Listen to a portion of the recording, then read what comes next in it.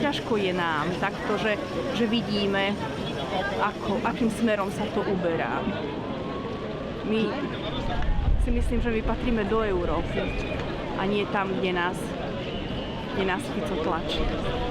Bolo Fica! Dosť bolo Fica! Dosť bolo Fica! Dosť bolo Fica! To pre vás znamená 17. november? Ale nebude. Slobodu. Vydržíme Jednoznačne. Okrem toho možnosť cestovania. My sme tú slobodu stratili, lebo sme žili ešte za komunizmu. Nemohli sme ísť nikam za tie osnaté dróty. A teraz sme to v tom 89.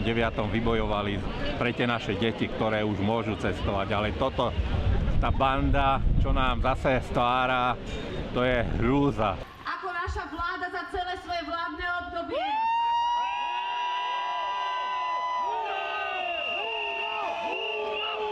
No očakávam, že výsledkom bude signál vláde, že si nenecháme siahnuť na našu slobodu a že demokracia, sloboda, všetko, čo 17. november symbolizoval, je dnes rovnako dôležité ako predtým.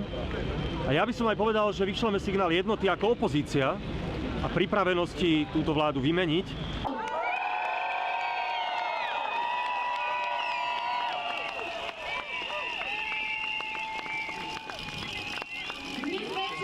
Zažila som príbeh totality, železnej opony, neslobody, cenzúry, prenasledovania pod čižmou ruských tankov a 17. november je o tom, že sa to už nikdy nesmie stať.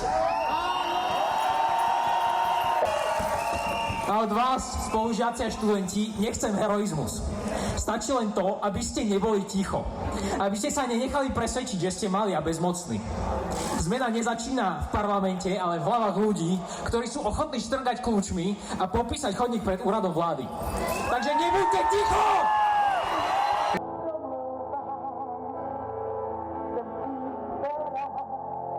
Love each other.